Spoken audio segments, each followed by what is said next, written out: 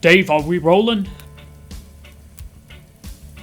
As I went walking that ribbon of highway, Ladies and gentlemen, the next President of the United States. that endless sky. My good friends, pull up a log. I'd like to speak with you for a few minutes about the way our nation's armed servicemen and women are treated the other 364 days of the year.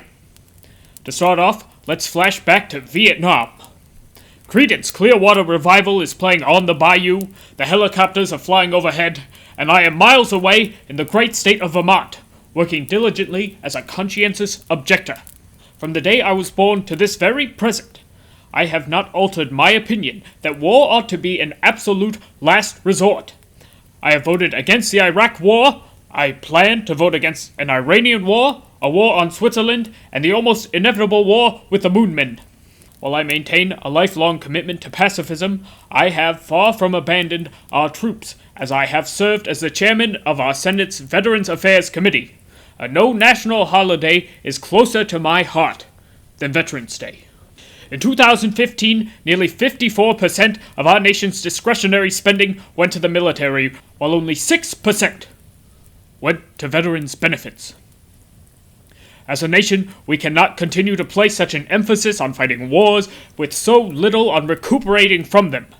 We cannot spend billions of dollars on the construction of highly advanced fighter jets and Moonmen repellent devices while our troops are returning home only to afford 3 packets of ramen noodles a day. Our veterans are currently being treated by 5-year-olds with toy stethoscopes in order to afford shelter in addition to health care. We cannot be spending valuable funds creating veterans that we cannot properly care for.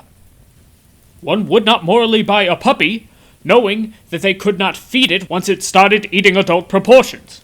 And I will not let the same mistake happen to those brave enough to risk their lives for this country. Since 2001, members of Congress have received over $8 million in contributions from Lockheed Martin, and I have not accepted a cent.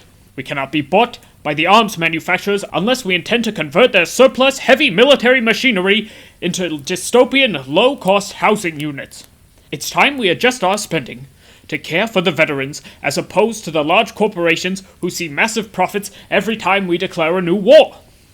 Currently, 1 in 4 major U.S. corporations do not pay a federal income tax. Under a Sanders administration, we will collect back taxes from these cheapskates in order to give those funds straight to our veterans. I will then dissolve these companies into smaller, independently owned businesses that will revitalize the middle class and the ma-and-pop shop economy. From here, I'd like to transition from our nation's bravest to our nation's greatest coward, Martin Shkreli, the man-child responsible for increasing the price of the AIDS drug Daraprim by over 500%. Recently, he applied to work as an intern for the Sanders campaign, and while I have no intention of turning away potential help, I will under no circumstances hire that, pardon my French, that shit stain on America's healthcare system. He can enjoy his stay in hell, but he will never enjoy working for me, and I sincerely hope he enjoys feeling this burn.